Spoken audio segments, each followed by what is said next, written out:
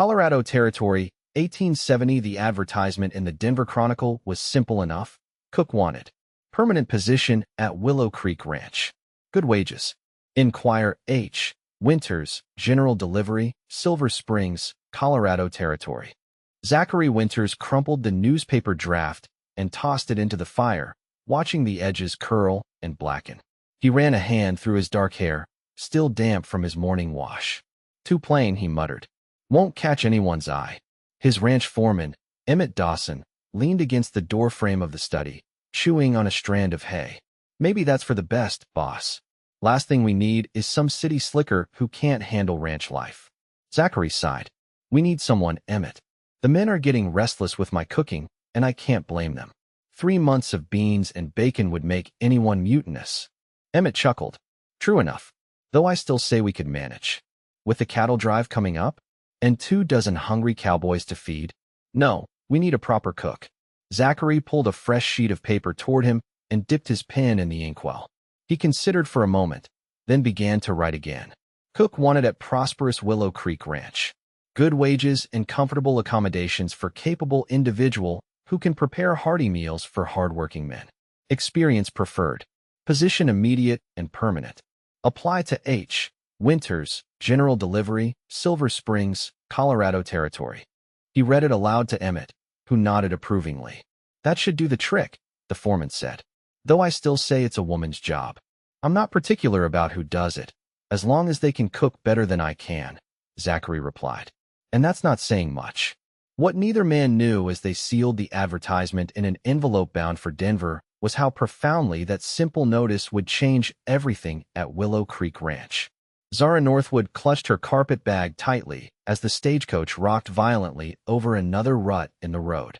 Her other hand held firmly to the leather strap hanging from the ceiling, keeping her from being thrown into the lap of the gentleman sitting opposite.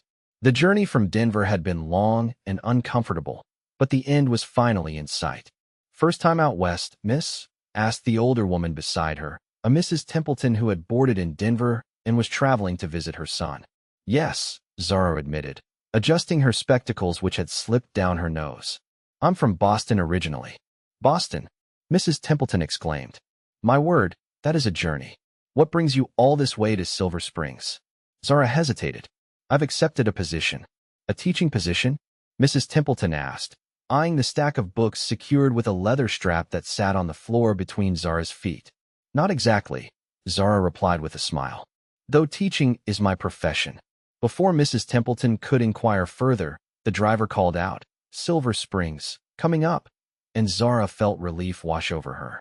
The conversation had been veering dangerously close to questions she wasn't prepared to answer. The stagecoach lurched to a stop in front of a modest building marked Silver Springs Stage Depot.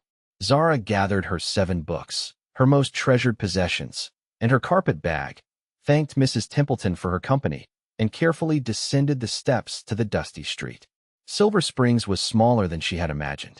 A single dirt road lined with wooden buildings, a few horses tied to hitching posts, and people going about their business.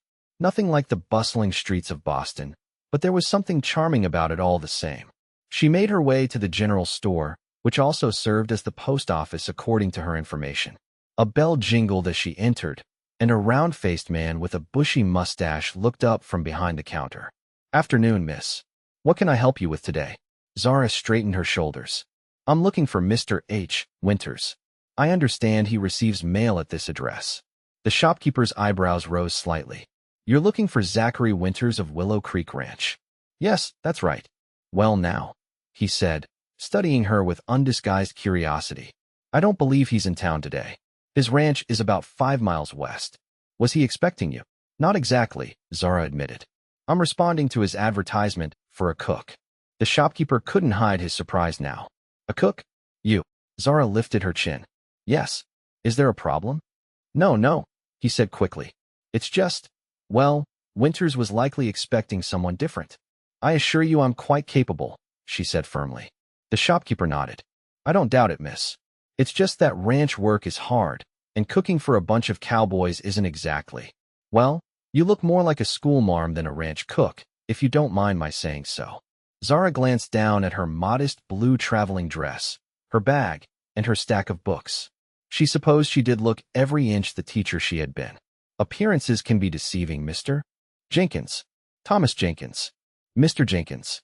Now, could you direct me to Willow Creek Ranch? Jenkins hesitated, then nodded. I can do better than that. My boy is delivering supplies out that way this afternoon. He can give you a ride if you're willing to wait an hour or so. Relief washed over her. The prospect of walking 5 miles after days on the stagecoach had not been appealing. That would be most kind. Thank you. Jenkins gestured to a chair near the pot-bellied stove. Make yourself comfortable, Miss Northwood. Zara Northwood. Zachary Winters wiped sweat from his brow as he helped his men repair a break in the fence line along the north pasture. It was hot work, even in the cooling September air, and he was looking forward to getting back to the main house and washing up before dinner. Such as dinner would be, he thought grimly. Another night of his own poor cooking until someone responded to his advertisement. Rider coming, boss, called one of the hands, pointing toward the distant road where a wagon was approaching. Zachary recognized the vehicle as belonging to Jenkins from the general store. Monthly supplies, most likely, though they weren't due for another week. He continued hammering a fence post into place, leaving his foreman to greet the delivery. A few minutes later, Emmett jogged over to him, an odd expression on his face. What is it? Zachary asked, driving one final nail before straightening up. Jenkins's boy brought the supplies, Emmett said. And a lady. A lady? Says she's here about the cook position. Zachary frowned. A woman. He hadn't specified in the advertisement, but he'd assumed a man would answer the call. The ranch was remote, the work hard, and the environment rough. What kind of woman? The Eastern kind, Emmett replied with a half-smile. Fancy dress, carpet bag, and a stack of books. Looks like she stepped right out of a Boston parlor. Books? Zachary echoed in disbelief. What kind of cook brings books to a job interview? Emmett shrugged. Maybe they're cookbooks? 7 of them? Zachary sighed heavily. Take over here. I'll go see what this is all about. As he walked back toward the main house, he could see the woman standing near Jenkins's wagon, looking around with evident curiosity. She was slender, dressed in a blue traveling outfit that had seen better days, but was still neat and proper. Her dark hair was pulled back into a simple bun, and she wore small spectacles perched on her nose. She looked utterly out of place against the rugged backdrop of the ranch. And beside her, sure enough, was a stack of books bound with a leather strap. Miss, he called as he approached, I understand you're inquiring about the cook position? She turned toward him, and Zachary was struck by her eyes, clear and intelligent, a warm shade of brown that reminded him of amber in sunlight. She couldn't be more than 25, he guessed, though her serious expression made her seem older. Mr. Winters? She asked, her voice cultured and distinctly Eastern. I'm Zara Northwood. Yes, I've come about the position you advertised. Zachary removed his hat, suddenly conscious of his disheveled appearance. Miss Northwood, I appreciate your interest, but I think there may be some misunderstanding. This is a working cattle ranch. The cook position involves preparing meals for up to 24 hungry cowboys, starting before dawn and often working well into the evening. I'm aware of what a cook does, Mr. Winters, she replied calmly, and I assure you I'm capable of handling the duties. Zachary glanced at her delicate hands, unmarked by the kind of work she was proposing to do. Have you ever cooked for a cattle ranch before? No, she admitted. But I've managed a boarding house kitchen in Denver for the past 6 months, feeding 15 men daily. Before that, I was in charge of meals at a girls' school in Boston. He raised an eyebrow. A girls' school? Were you a cook there as well? I was a teacher, she said, of literature and composition. But the school was small, and all the faculty had additional duties. Kitchen management was mine. A teacher. That explained the books, at least. But it didn't explain what she was doing here, applying for a position as a ranch cook. Miss Northwood, forgive my bluntness, but you seem overqualified for this position, and somewhat unsuited to ranch life. She lifted her chin slightly. Mr. Winters, I wouldn't have traveled all this way if I wasn't serious about the position. I understand your concerns, but I ask only that you give me a chance to prove my abilities. If after a week you find my cooking or work ethic unsatisfactory, I'll leave without protest. Zachary studied her for a moment. There was something in her direct gaze that spoke of determination and perhaps a touch of desperation. And the truth was, he needed a cook badly. The cattle drive was less than 2 weeks away, and his men were already grumbling about the food. A trial period, he said finally. 1 week. But I should warn you, this is no place for a city woman. The work is hard, the hours long, and the accommodations basic. Relief flooded her features. Thank you, Mr. Winters. You won't regret it. Somehow, as he showed her to the small cabin behind the main house that would serve as her quarters, Zachary couldn't shake the feeling that he was making a mistake. But when she immediately asked to see the kitchen and began taking inventory of supplies, her practical approach gave him a glimmer of hope. Maybe, just maybe, this unusual arrangement might work out after all. Zara stood in the center of the ranch kitchen, taking stock of her new domain. It was larger than she had expected, with a massive iron stove, a long preparation table, open shelving filled with crockery, and a walk-in pantry. The previous cook, whoever they had been, had left things reasonably organized, though a fine layer of dust covered everything. She had already changed from her traveling clothes into a simple work dress and apron, her hair secured more tightly against her neck. The men would be coming in for supper in less than 2 hours, and she needed to prove herself immediately. The pantry was well stocked with staples: flour, sugar, coffee, beans, and preserves. A quick check of the cold storage revealed salted pork, fresh beef, and eggs. She could work with this. As she began pulling ingredients for biscuits, her mind drifted to the circumstances that had brought her to this remote ranch. 6 months ago, she would never have imagined herself here. But when the boarding house in Denver had closed unexpectedly, leaving her without employment or lodging, options had been limited. The advertisement in the Chronicle had seemed like divine providence. She wasn't being entirely honest with Mr. Winters. Yes, she had managed kitchens before, but never as the primary cook. And while she could prepare decent meals, she was far from the experienced cook he clearly needed. But she was a quick learner, and the 7 books stacked in her quarters included 2 comprehensive cookbooks she had purchased in Denver as soon as she decided to apply for this position. The rest were her personal treasures, volumes of poetry, literature, and history that she couldn't bear to part with when she left Boston. They were all that remained of her former life. The door swung open, startling her from her thoughts. Zachary Winters stood in the doorway, his tall frame filling the space. He had changed from his work clothes into a clean shirt and trousers, though his dark hair was still damp from washing. "Miss Northwood," he said with a nod. "Getting settled in?" "Yes, thank you." She continued mixing the biscuit dough, hoping he wouldn't notice her slight nervousness. "I'm preparing supper. It will be ready at 6, as you requested." He stepped into the kitchen, glancing at her preparations. "What are you making?" "Beef stew, biscuits, and apple cobbler for dessert," she replied. "Simple fare, but hearty. Tomorrow I'll have more time to plan something more elaborate." He seemed surprised. "That sounds fine. More than fine, actually. We've been eating beans and bacon for so long the men might riot at the sight of a cobbler." Zara smiled despite herself. "Well, we can't have that." A flicker of a smile crossed his face as well, softening his rugged features. He was handsome, she realized suddenly, in a weathered, frontier way that was entirely different from the polished gentleman of Boston society. His eyes were a striking blue against his sun-darkened skin, and when he wasn't frowning, his face had a natural warmth to it. "The men will be coming in from the north pasture," he said, all business again. "They'll wash up at the pump outside before coming in. We eat in the main house dining room. The hands eat first, then the foreman and myself afterward." "I understand." He hesitated, then added, "They're good men, Miss Northwood, but they've been without female company for some time. They'll be respectful, but they'll be curious about the Eastern woman with the books," she finished for him. "I understand, Mr. Winters. I can manage curious cowboys." He studied her for a moment. "I believe you can," he said finally. "I'll leave you to your preparations." After he left, Zara found herself smiling as she returned to her biscuit dough. One hurdle cleared. Now she just had to produce a meal good enough to convince 24 hungry cowboys, and their skeptical boss, that she belonged here. Zachary watched in amazement as his men devoured Zara's cooking with enthusiasm he hadn't seen in months. The dining room buzzed with appreciative comments and the clatter of spoons scraping the last bits of cobbler from their bowls.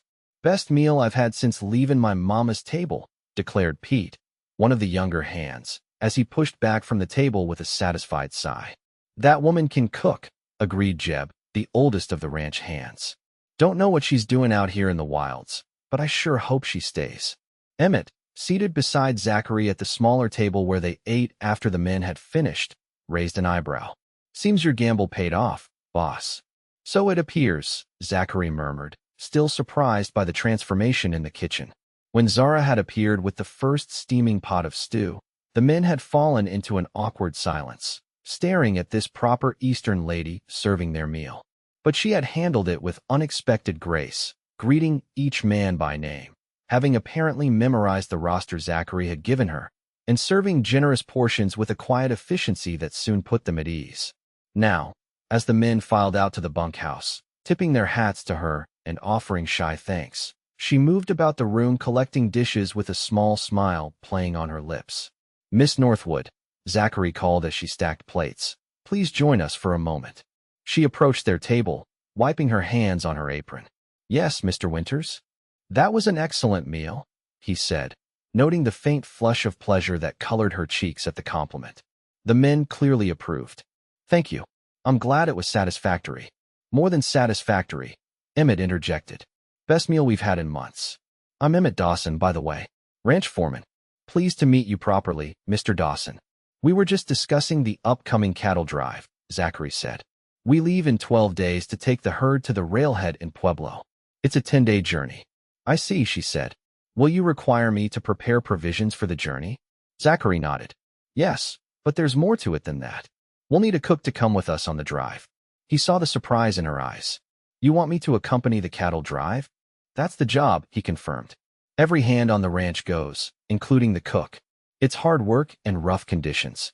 If that's not something you're prepared for, we should know now. She was quiet for a moment, considering. Zachary watched the play of emotions across her face. Uncertainty, determination, perhaps a touch of apprehension. I've never been on a cattle drive, she said finally. But if cooking on the trail is part of the position, then I'm willing to learn what's required. Emmett exchanged a glance with Zachary. It ain't exactly proper for a lady like yourself, Miss Northwood. You'd be the only woman among 20 men for 10 days. I understand the circumstances, Mr. Dawson, she replied with dignity. And I appreciate your concern. But I've accepted this position knowing it's not conventional. I'm prepared to fulfill all its requirements. Her quiet determination impressed Zachary. This woman was full of surprises. Very well. Emmett will show you what supplies you'll need to prepare and how we manage cooking on the trail. For now, though, I believe you've earned some rest. She nodded. Thank you. I'll finish clearing up and then retire. After she left, Emmett shook his head.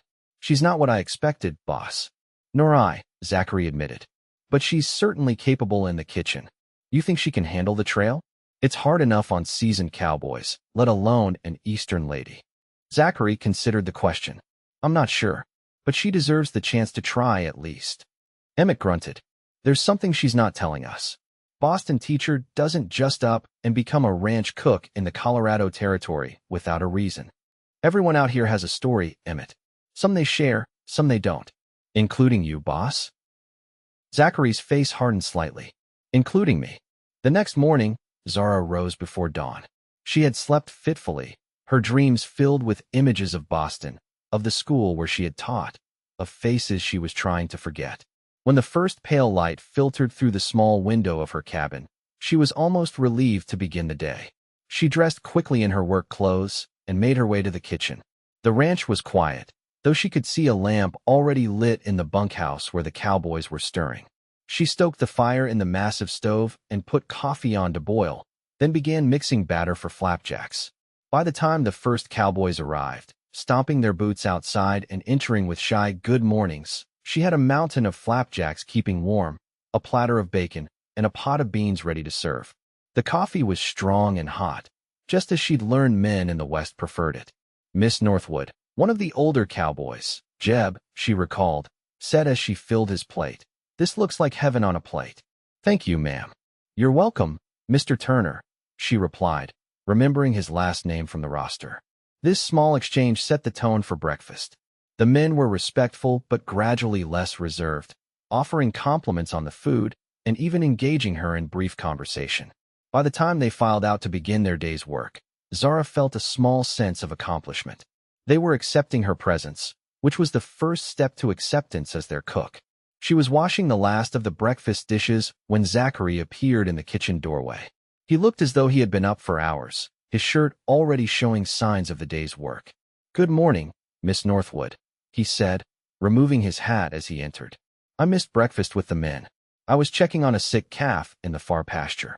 "I saved a plate for you," she said, retrieving it from the warming shelf of the stove. "And there's fresh coffee." He looked genuinely surprised as she set the food before him at the small table in the corner of the kitchen. "Thank you. That was thoughtful. It's my job to feed everyone on the ranch," she said simply, pouring him coffee. He ate with the focused efficiency of a man accustomed to seeing meals as necessary fuel rather than something to be savored. Still, he paused after a few bites and looked up at her. "This is excellent." "Again. Thank you, Mr. Winters." She returned to her dishes, aware of his eyes on her as she worked. There was something in his gaze that made her both uncomfortable and strangely fluttered. It wasn't improper, just intensely observant, as if he were trying to solve a puzzle. "May I ask you something, Miss Northwood?" he said after a moment. She turned, wiping her hands on her apron. "Of course. What brings a Boston teacher all the way to Colorado to cook on a cattle ranch?" It was the question she had been dreading. She chose her words carefully. "I came west for a change. Teaching positions are scarce here, and when I saw your advertisement, it seemed like an opportunity." "A change from what?" She hesitated. "From city life. From the constraints of Boston society." He studied her face, clearly sensing there was more she wasn't saying. Most women seeking escape from societal constraints don't choose isolated ranches with 24 cowboys. "Perhaps I'm not like most women," she replied with a small smile. To her surprise, he smiled back, a genuine expression that transformed his face, crinkling the corners of his eyes and revealing a dimple in one cheek. "No," he agreed. "I don't believe you are." The moment stretched between them, unexpectedly warm. Zara found herself noticing details about him. The way his dark hair curled slightly where it touched his collar, the strength in his hands as they cradled the coffee cup, the intelligence in his blue eyes. He broke the spell first, clearing his throat and standing. "I should get back to work. The men are mending fences on the East Range today. I'll show you the smokehouse this afternoon so you can see what provisions we have for the drive." "I'll be ready," she said, watching as he settled his hat back on his head and moved toward the door. "Mr. Winters?" He paused, looking back at her. "Thank you for giving me this chance," she said quietly. "I know I'm not what you expected when you posted for a cook." Something unreadable flickered in his eyes. "Sometimes the unexpected turns out to be exactly what's needed, Miss Northwood." With that enigmatic statement, he was gone, leaving Zara to wonder at the strange warmth unfurling in her chest. Over the next few days, Zara settled into the rhythm of ranch life. She rose before dawn to prepare breakfast, spent the mornings baking bread and planning the day's meals, served dinner at noon to the men who came in from the fields, and then prepared a hearty supper for the evening. Between meals, she began preparations for the cattle drive, following Emmett's detailed instructions for preserving meat, baking hardtack that wouldn't spoil, and organizing the supplies that would travel in the chuck wagon. The work was exhausting but satisfying in a way her teaching position had never been. There was an immediate gratification in seeing hungry men's faces light up at the sight of a well-prepared meal, a concrete usefulness to her efforts that she found unexpectedly rewarding. In her rare moments of free time, usually in the late afternoon before she needed to start supper, she would retreat to her small cabin and read from one of her precious books, losing herself in poetry or prose that connected her to the life she had left behind. It was during one such moment, for days after her arrival, that Zachary found her. She was seated on the small porch of her cabin, a volume of Tennyson open on her lap, when his shadow fell across the page. She looked up, startled. "I'm sorry to interrupt your reading," he said, looking somewhat awkward. "But I thought you might like to see more of the ranch, since you've been confined to the house and kitchen since you arrived." Zara closed her book carefully. "That's very kind of you, Mr. Winters." "Zachary," he said unexpectedly, "if you're going to be with us for some time, you might as well use my given name." She smiled, tucking a stray lock of hair behind her ear. "Zachary, then, and you may call me Zara, if you wish." "Zara," he repeated, as if testing the name. "It's unusual. My mother had a fondness for names beginning with Z," she explained. rising from her chair. She said they had character. She was right, he said with a small smile. Are you up for a ride? The best views of the ranch are from horseback. Zara hesitated. I haven't ridden in some time, I'm afraid. Old Bessie is as gentle as they come, he assured her. And we won't go far. 20 minutes later, Zara found herself perched somewhat unsteadily on a placid mare, following Zachary along a well-worn trail that led away from the ranch buildings and up a gentle slope. She wore her normal work dress, which fortunately had a full enough skirt to allow her to sit astride with reasonable modesty. The ranch covers about 15,000 acres, Zachary explained as they rode. Most of it grazing land for the cattle. We run about 2,000 head, plus the horses needed for the work. It's beautiful, Zara said, genuinely impressed by the sweep of grassland, dotted with wildflowers and framed by distant mountains. How long have you owned it? 5 years, he replied. Though it feels like a lifetime sometimes. You weren't always a rancher? He glanced back at her, his expression guarded. No. I came west after the war. Spent some time mining, some time working other men's ranches, then finally saved enough to buy this place. It was run down then. The previous owner had let it go to seed. You've done remarkably well in a short time, she observed. The ranch seems very prosperous. A hint of pride crossed his face. It's been hard work, but yes, we've turned it around. This drive coming up should put us firmly in the black for the first time. They crested a small hill, and Zachary reined in his horse. Zara pulled Bessie to a stop beside him, catching her breath at the view that spread before them. The ranch buildings looked like toys in the distance, surrounded by fenced pastures and corrals.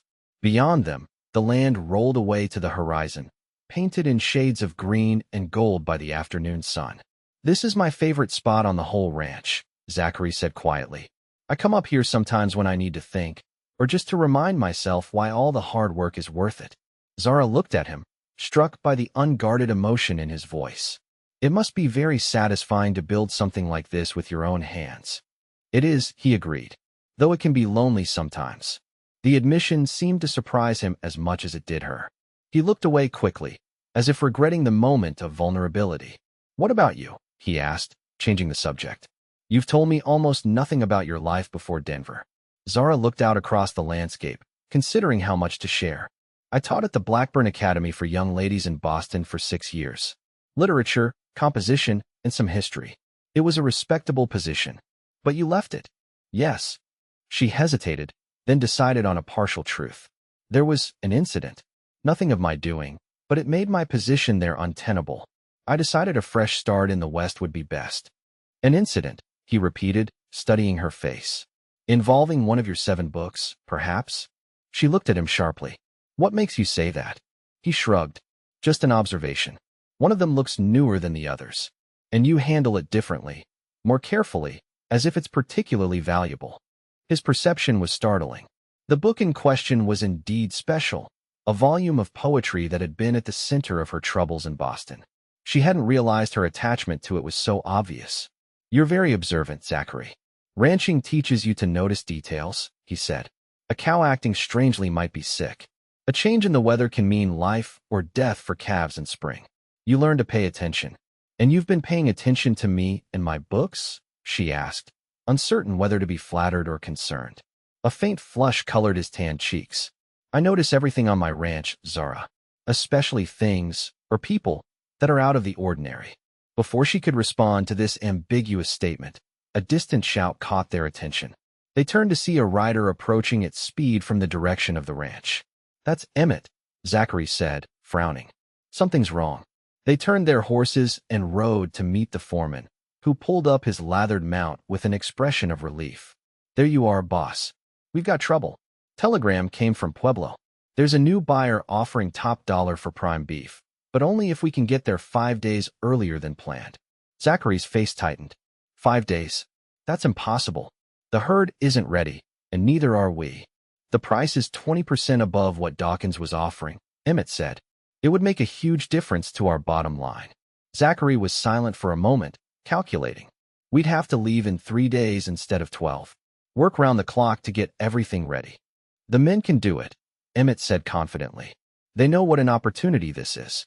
Zachary glanced at Zara, concern evident in his expression. What about our cook preparations? Zara's only just started learning what's needed. I can be ready, she said quickly, though her heart raced at the prospect. I'll work day and night if necessary. Zachary studied her face, clearly torn between doubt and necessity. Are you certain? This would be difficult even for an experienced trail cook. I'm certain, she said firmly.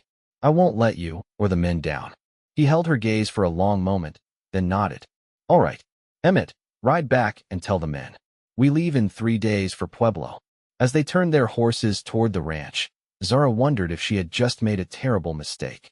But the grateful look Zachary gave her made her determined to succeed, whatever the cost.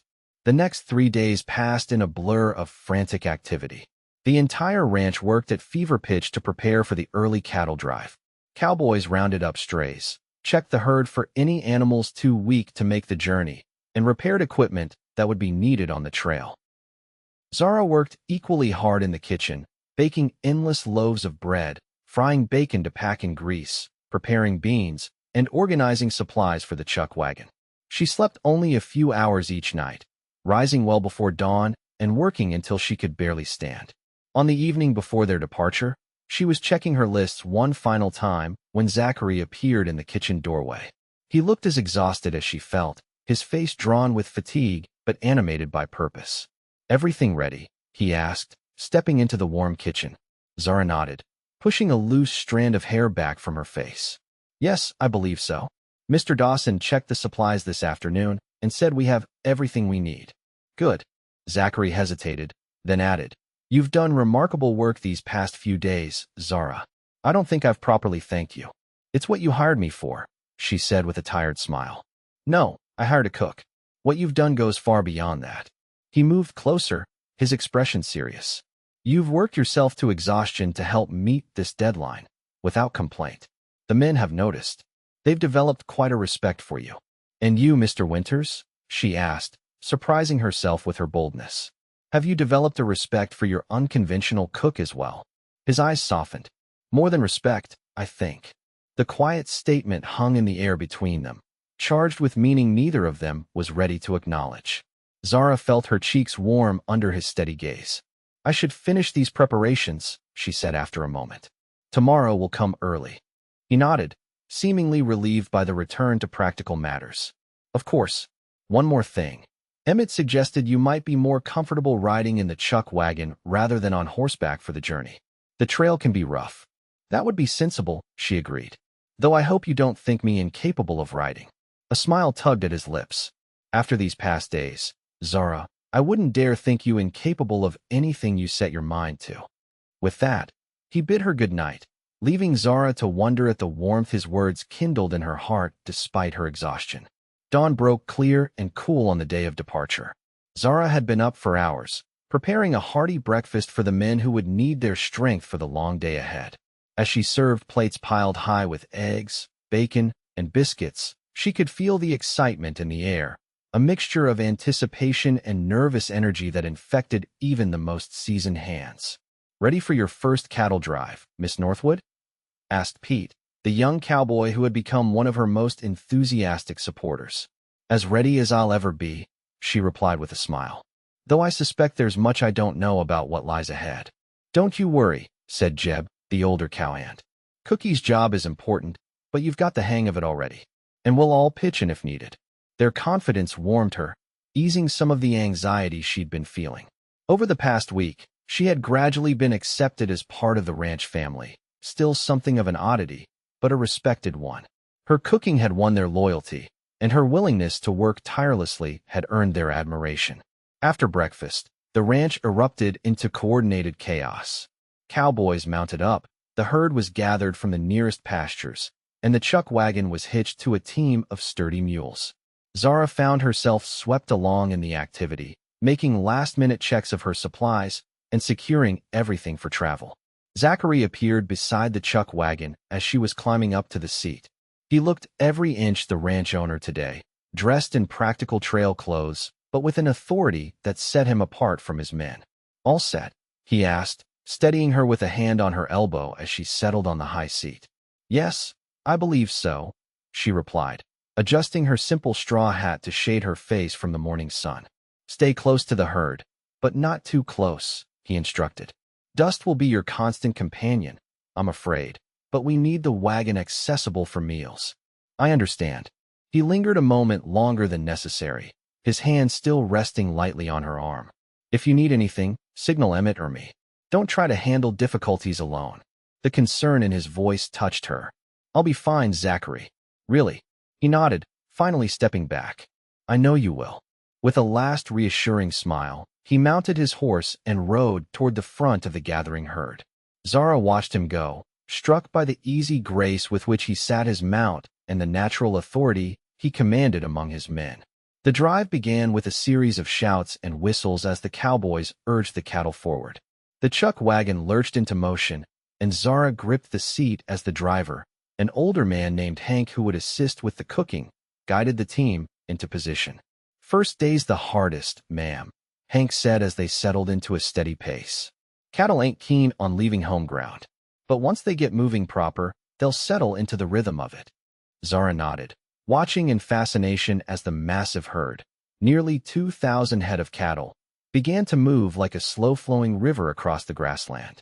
Cowboys rode on all sides, keeping the animals together and moving in the right direction. It's quite a sight, she said, taking in the scale of the operation. Hank chuckled. That it is. And you ain't seen nothing yet.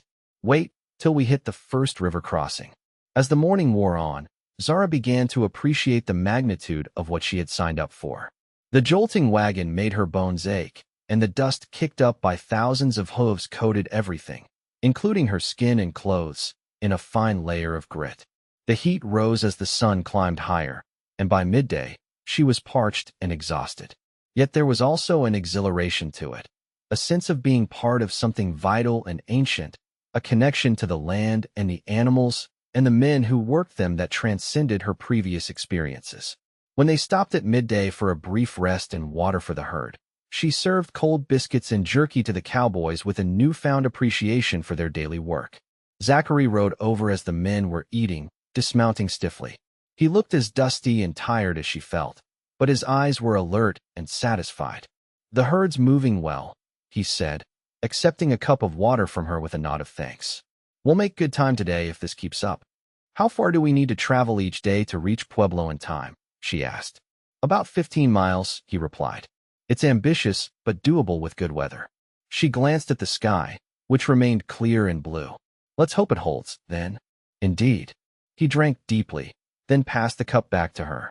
Their fingers brushed in the exchange, sending an unexpected tingle up her arm despite the heat and fatigue. How are you holding up? Well enough, she said honestly. It's harder than I imagined, but not impossible. A ghost of a smile touched his lips. That could describe most worthwhile things in life. Before she could respond to this philosophical observation, Emmett rode up with news about a troublesome steer, and Zachary was called away. Zara watched him go, struck by how naturally he handled the constant demands of leadership. There was a quiet competence to him that she found increasingly admirable. By the time they made camp that evening, Zara was beyond exhaustion. Every muscle ached, and the prospect of cooking dinner for 20 hungry men seemed almost insurmountable.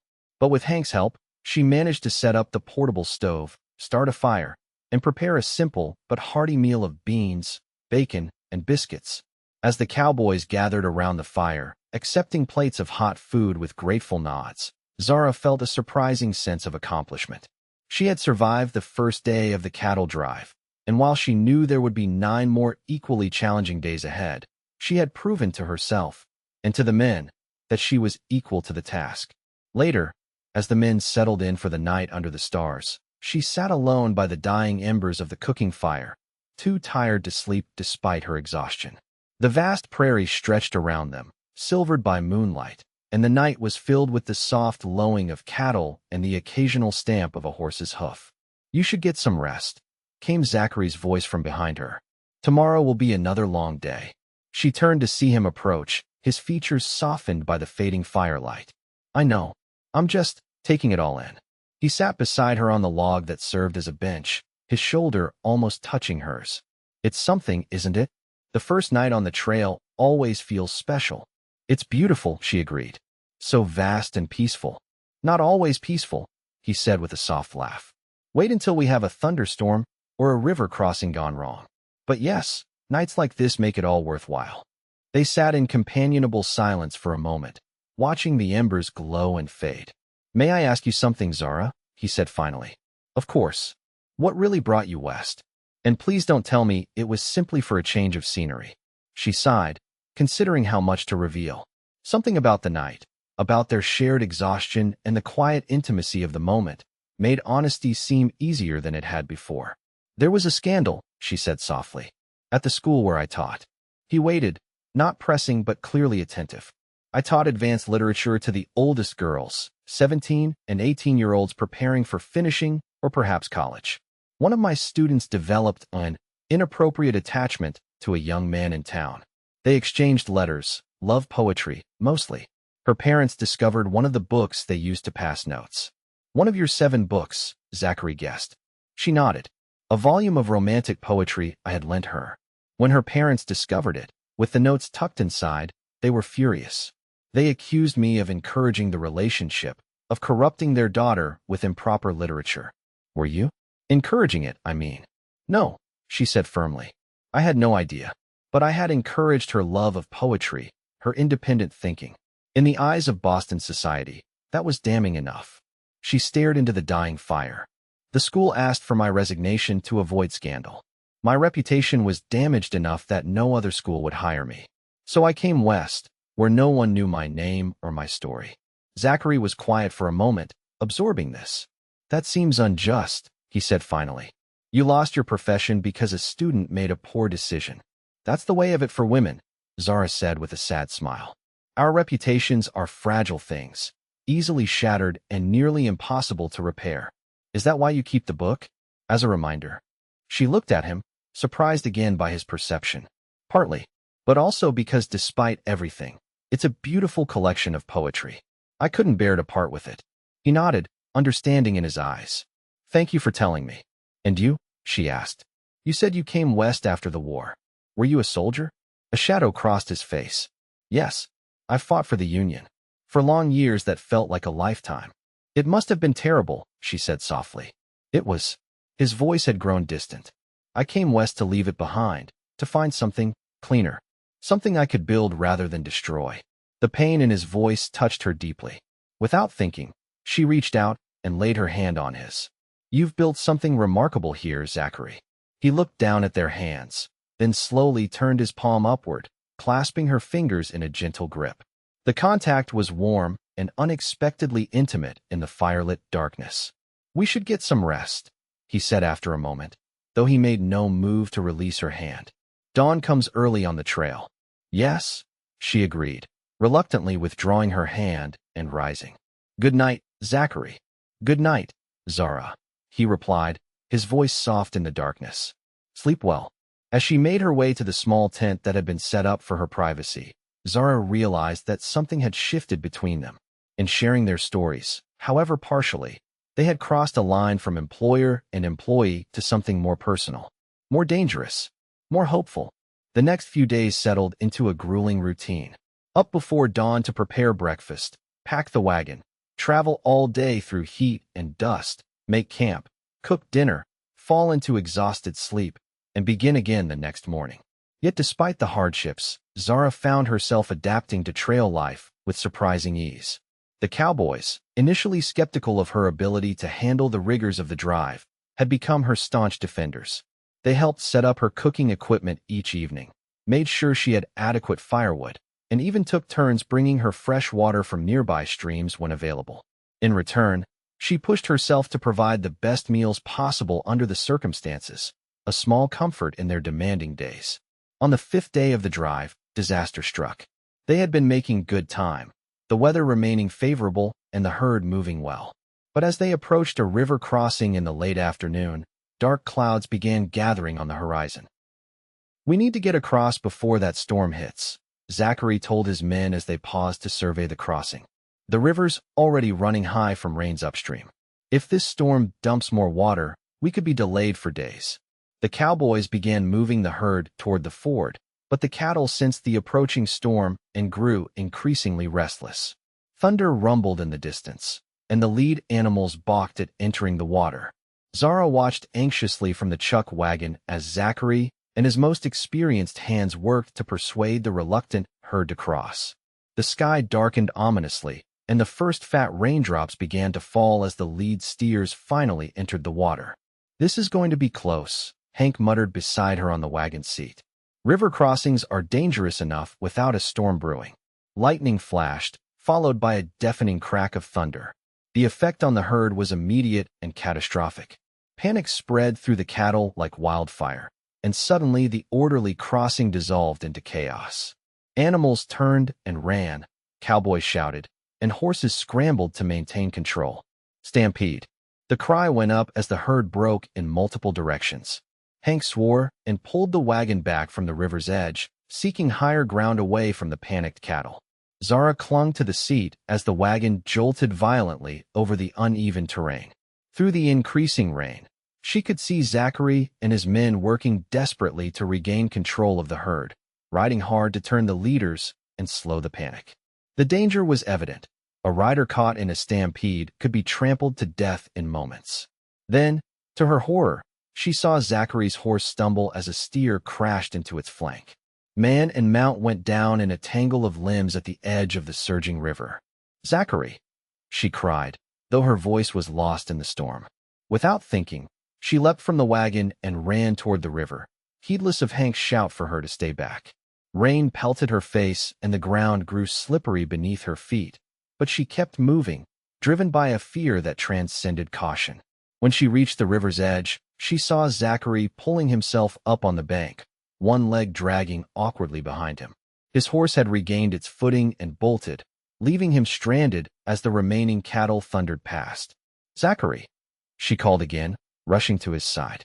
"Are you hurt?" He looked up, shock registering on his face at her presence. "Zara, what are you doing here? Get back to the wagon." "You're injured," she insisted, kneeling beside him in the mud. "Let me help you." "It's not safe," he growled, but his protest ended in a grimace of pain as he tried to stand. "Lean on me," she ordered, ducking under his arm to support his weight. "We need to get away from the river and the cattle." Together they struggled up the bank, Zachary hobbling and Zara straining under his weight. The rain had soaked them both, and mud made each step treacherous. Behind them, cowboys were gradually bringing the stampede under control, but scattered cattle still ran wild across the prairie. They had almost reached the relative safety of a stand of trees when Zachary's injured leg gave way completely. He stumbled, nearly pulling Zara down with him, and they half fell against the trunk of a large cottonwood. "I'm sorry," he gasped, his face pale with pain. "My knee. I think it's dislocated." Zara helped him sit with his back against the tree, then quickly assessed his injury. His right knee was already swelling visibly beneath his torn trousers. "We need to get you to the wagon," she said. "I have medical supplies there." "The herd," he began, trying to look past her to where his men were still working to gather the scattered cattle. "Your men are handling it," she said firmly. "Emmett knows what he's doing." As if summoned by his name, the foreman appeared on horseback, leading Zachary's mount which he had managed to catch. He dismounted quickly, concern evident on his weathered face. "Boss, are you all right?" "Knees busted," Zachary admitted. "How's the herd?" "We've got most of them rounded up," Emmett reported. "Lost maybe 20 head across the river, but the boys are going after them once the water calms down. Storm's passing quick." Indeed, the rain was already lessening, and breaks of blue sky were visible to the west. The immediate crisis was passing. "We need to get him to the camp," Zara told Emmett. "His knee needs attention." Between them, they managed to get Zachary onto his horse, though the process drew curses from him that made Zara's ears burn despite the circumstances. Emmett led the horse while Zara walked alongside, one hand on Zachary's good leg to steady him. By the time they reached the hastily established camp, the storm had passed completely, leaving puddles and mud in its wake. The chuck wagon had been positioned on high ground, and Hank had already started a fire going. With Emmett's help, Zara got Zachary settled on a bedroll near the fire. She retrieved her small medical kit from the wagon and knelt beside him to examine his knee more thoroughly. "I need to cut away your trouser leg," she told him, producing a small pair of scissors from the kit. He nodded, his jaw tight with pain. "Do what you need to." As she carefully cut the fabric away, Emmett crouched beside them. "What's the plan now, boss?" We've lost half a day at least. Zachary winced as Zara gently probed his swollen knee. We push harder tomorrow. Make up the time. The herd's already across. Most of it, Emmett confirmed. We'll have the rest over by dark. Good. Zachary's breath hissed between his teeth as Zara's examination found a particularly tender spot. I'll ride tomorrow. We can't afford delays. You'll do no such thing, Zara said sharply, looking up from her work. This knee needs rest. At least a day, preferably more. We don't have a day, Zachary argued. If we miss that buyer's deadline, if you permanently damage your leg, you'll have far bigger problems than one buyer, she countered. You can direct from the wagon tomorrow. After that, we'll see. Emmett suppressed a smile at her authoritative tone. She's right, boss. No sense making it worse. Zachary looked from one to the other, clearly frustrated, but in too much pain to argue effectively. Fine. Tomorrow only. But we need to make at least 18 miles to compensate for today. We'll manage, Emmett assured him, rising. I'll get the men organized for the night. Miss Northwood, you need any help with that? He nodded toward Zachary's injury. Some hot water, if you could, she replied. And perhaps some whiskey. For medicinal purposes, she added, seeing both men's surprised expressions. After Emmett left, Zachary regarded her with a mixture of pain and curiosity. You seem to know what you're doing. The school where I taught had no nurse, she explained, preparing a compress from clean cloths in her kit. The teachers handled minor injuries and illnesses. I've dealt with sprains and dislocations before, though nothing this severe. She worked methodically, cleaning the abrasions around his knee, applying the compress to reduce swelling, and finally constructing a primitive brace from materials in the wagon to immobilize the joint. Throughout her ministrations, Zachary watched her with an intensity that made her increasingly self-conscious.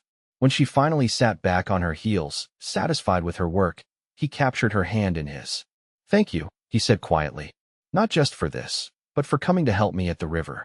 It was foolish and dangerous, and I'm grateful. The warmth in his blue eyes sent a flutter through her chest. I couldn't stand by and watch you struggle, she said simply. His thumb traced small circles on the back of her hand. You continue to surprise me, Zara Northwood. A Boston teacher who can cook for 20 cowboys, manage a cattle drive, and tend injuries with equal skill. She smiled despite her exhaustion. I'm adaptable. That you are. His expression grew more serious. When I saw you running toward the river in the midst of that chaos, I've never been so frightened and so moved at the same time. The raw honesty in his voice caught her off guard. In that moment, with his hand warm around hers and his eyes reflecting the firelight, the barriers between them, employer and employee, rancher and cook, man and woman, seemed to dissolve. I was afraid I would lose you, she admitted, the words escaping before she could consider their implications. His hand tightened on hers. Zara, boss. Emmett's voice broke the moment as he approached with a pot of hot water and a flask. Got what you needed, Miss Northwood? Zara withdrew her hand from Zachary's, flustered by what had almost been said. Thank you, Mr. Dawson. As she busied herself preparing a medicinal drink from the whiskey, she felt Zachary's eyes on her still and knew that something fundamental had changed between them, something that could not be undone or ignored, no matter how improper or inconvenient it might be. The remaining days of the cattle drive passed in a blur of exhaustion, determination, and unspoken emotion. True to her word, Zara insisted that Zachary ride in the wagon for the day following his injury, though by the second morning, he was back on his horse despite her protests, his knee heavily wrapped and his face set against the pain. The entire outfit pushed themselves to the limit, making up lost time with longer days and fewer breaks. The weather cooperated, remaining clear and mild, and the herd moved well, perhaps sensing the end of their journey approaching.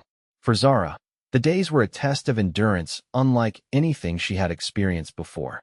She rose before the cowboys each morning, prepared meals with increasing efficiency, and kept a watchful eye on Zachary, whose stubborn refusal to coddle his injury both frustrated and impressed her. In rare, quiet moments, usually late in the evening as the camp settled for the night, they would find themselves alone by the dying fire, sharing stories of their pasts or simply sitting in companionable silence. These moments had taken on a charged quality, weighted with things unsaid yet understood, a connection deepening despite the conventional barriers that should have kept them apart. On the 9th day of the drive, the spires of Pueblo came into view in the distance, a welcome sight that energized the tired men. They would reach the stockyards the following day, just in time to meet the buyer's deadline. That evening, as Zara served the last trail supper of beans, biscuits, and dried apple cobbler, a special treat she had saved for the occasion, the mood among the cowboys was jubilant despite their fatigue. "Miss Northwood," called Pete, the young cowhand, "you've spoiled us something fierce with your cooking. How are we ever going to go back to regular trail fare after this?" Laughter rippled through the group, and Zara smiled as she handed him a generous portion of cobbler. "Perhaps you won't have to. I don't plan on going anywhere." The simple statement caused a momentary hush, and she realized that the men had perhaps been wondering about her future at the ranch. Her initial agreement with Zachary had been for a trial period only, yet somewhere along the trail, the temporary nature of her position had ceased to be a consideration in her mind. Zachary, who had been speaking with Emmett at the edge of the circle, looked up at her words, his expression unreadable in the firelight.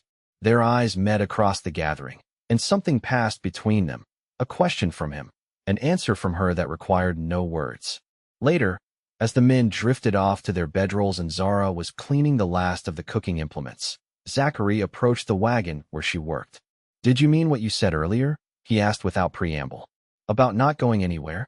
She turned to face him, drying her hands on her apron. "Yes, unless you'd prefer otherwise." "No," he said quickly. "That is, I'd like you to stay. The men would be devastated to lose you now." "Just the men?" she asked, surprising herself with her boldness. In the lantern light, she saw color rise in his face. "No, not just the men." He stepped closer, closing the distance between them. "Zara, these past days on the trail, I've come to depend on you. Not just for your cooking, but for your company, your perspective, your presence." Her heart quickened at the intensity in his voice. "I've come to depend on you as well, Zachary. More than I should, perhaps." "Why shouldn't you?" he asked softly, reaching out to touch her cheek with a gentle hand. "What's wrong with two people finding they complement each other?" "There are conventions," she reminded him, though she made no move to step away from his touch. "Proprieties. I'm your employee. Conventions be damned," he said with unexpected vehemence. "I've spent 5 years building this ranch, pouring everything into making it successful. I never stopped to consider what I was building it for, what would give it meaning beyond mere prosperity." His hand slid from her cheek to cradle the back of her neck, his touch sending warmth cascading down her spine. "Then you answered my advertisement. A teacher with 7 books applying to be a ranch cook." The most unlikely, unexpected answer to a question I hadn't even known to ask. Zara's breath caught in her throat at the naked emotion in his face. What question was that? "How to make a house into a home," he said simply. "How to make a successful ranch into a meaningful life." She reached up and laid her palm against his chest, feeling the strong, steady beat of his heart beneath her fingers. "Zachary, I came west to escape my past, not knowing what future I would find. I never imagined it would lead me here, to you. Is that a future you could want?" he asked, vulnerability evident in his voice despite his confident demeanor. "A life on a remote ranch, with a former soldier turned cattleman? It's a future I've already begun to build in my heart," she admitted. "These past days on the trail, watching you lead your men, seeing your dedication and your care for them and the land. Yes, it's a future I could want very much." The confession hung between them, momentous and fragile. Then Zachary lowered his head and kissed her, a gentle, questioning touch that quickly deepened as she responded. His arms encircled her, drawing her against him, and she felt the rightness of it with a certainty that transcended all doubt. When they finally broke apart, both breathless, he rested his forehead against hers. "I never expected this when I posted that advertisement," he murmured. "I was just looking for someone to cook decent meals." Zara laughed softly. "And I never expected to find a home when I answered it. Life has a way of surprising us, it seems." "Indeed it does." He stepped back slightly, still holding her hands in his. "Tomorrow we reach Pueblo. After the cattle are sold and the men paid, most of them will want to celebrate in town for a few days before heading back to the ranch. A normal custom after a successful drive, I understand," she said, wondering where his thoughts were leading. "Yes, but this time I thought I might break with custom," he said, a new note in his voice. Pueblo has a justice of the peace and a respectable hotel. Her eyes widened as his meaning became clear. Zachary Winters, are you proposing marriage after knowing me barely 2 weeks? 13 days, he corrected with a smile that transformed his face. And yes, I am. Too soon, perhaps, by conventional standards. But I know my own mind and heart, Zara. I believe you know yours as well. She studied his face, this man who had become the center of her world with startling speed. Convention dictated a longer courtship, a proper engagement. But they were in the West now, where practicality often trumped propriety, and where a man and woman could choose their own path without the constraints of Eastern society. Yes, she said finally, certainty filling her. Yes, I'll marry you, Zachary. In Pueblo, after the cattle are sold. His answering smile was brilliant in the lantern light. He gathered her close again, sealing their agreement with a kiss that promised a future neither could have imagined when a rich rancher posted for a cook, and a teacher with 7 books answered his call. Pueblo, 1870. The small room above the Justice of the Peace's office was filled with afternoon sunlight and the scent of fresh flowers. Zara stood before a spotted mirror, adjusting the lace collar of her new dress, a modest blue affair purchased that morning from the town's best dressmaker, who had worked minor miracles to have it ready for the afternoon ceremony. A soft knock at the door preceded Emmett's entrance. The weathered foreman looked uncomfortable in his Sunday best, but his face bore a genuine smile. Ready, Miss Northwood? The men are all assembled downstairs. Quite a sight, 20 cowboys scrubbed clean and on their best behavior. Zara returned his smile, touched that the entire crew had insisted on attending the ceremony. I'm ready, Mr. Dawson, and I believe after today, you should call me Mrs. Winters. That'll take some getting used to, he admitted, but it has a fine sound to it. He offered his arm. The boss asked if I'd do the honor of giving you away. If that's agreeable to you. I would be honored, she said, taking his arm with genuine affection. In the short time she had known him, Emmett had become something of a father figure, gruff, protective, and ultimately supportive of her unexpected relationship with his employer. They descended the narrow stairs to the justice's office, where Zachary waited with his men gathered behind him. He had purchased a new suit for the occasion, well-fitted black broadcloth that emphasized his height and the breadth of his shoulders. But it was the expression on his face as she entered that took Zara's breath away, a mixture of wonder, joy, and something deeper that made her heart skip a beat. The ceremony itself was brief but meaningful. The justice spoke of commitment and partnership, of building a life together on the frontier where each day brought challenges that were best faced side by side. When it came time for vows, Zachary took Zara's hands in his voice steady and sure. Zara Northwood, I take you as my wife, to stand beside you in all seasons, to build our home and our future together, to cherish and protect you all the days of my life. When her turn came, Zara's voice trembled slightly with emotion. Zachary Winters, I take you as my husband, to be your partner in all things, to make our house a home, to love and support you through whatever life may bring. Simple words, but they carried the weight of promise, of a future neither had anticipated but both now embraced with open hearts. As the justice pronounced them husband and wife, a cheer went up from the assembled cowboys that likely could be heard clear across Pueblo. Zachary laughed and pulled Zara into a kiss that was perhaps a bit too enthusiastic for public display, but perfectly fitting for the joy of the moment. The celebration that followed at Pueblo's finest hotel was boisterous and heartfelt. The cowboys had pooled their trail bonuses to purchase gifts for the newlyweds, practical items for the most part, with a few sentimental surprises mixed in. Jeb, the oldest hand, presented them with a handcrafted wooden box he had apparently been working on in secret during evenings on the trail. For the ladies' books, he explained gruffly as Zara admired the polished cedar container with its intricate carved lid. Figured they needed a proper home at the ranch. Zara hugged the surprised cowboy, bringing a flush to his weathered cheeks. It's perfect, Jeb. Thank you. As evening fell and the celebration continued, Zachary drew Zara away from the main gathering, leading her to a quiet corner of the hotel's veranda. The sun was setting over the distant mountains, painting the sky in shades of gold and crimson. Happy, Mrs. Winters? He asked, his arm around her waist. Completely, she assured him, leaning into his embrace. though I still can't quite believe how quickly life has changed. 2 weeks ago, I was a displaced teacher with uncertain prospects, answering an advertisement for a position I wasn't fully qualified to fill. He chuckled, the sound rumbling pleasantly against her side. And I was a rancher who thought all I needed was someone who could cook decent meals. Instead, I found a partner, a confidant, a wife. We'll scandalize Boston society, she mused. A 2-week courtship and a frontier wedding. Good thing we're in Colorado, then, he replied. Out here, people understand that when something's right, there's no sense waiting. And this is right, she said softly, not a question, but a confirmation. As right as anything I've ever known, he agreed, turning her to face him. I love you, Zara.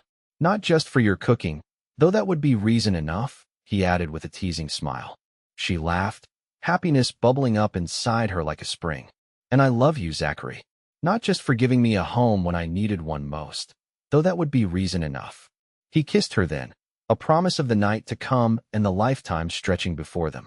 As the last light of day faded from the sky, Zara Winters knew with absolute certainty that sometimes life's most unexpected turns led to its greatest joys. She had answered an advertisement seeking a cook and found instead her future, her home, and the love that would define the rest of her days. And somewhere in her new cedar box, a volume of once controversial poetry had found its place as well, no longer a reminder of scandal and loss, but a testament to the unexpected paths that lead us home.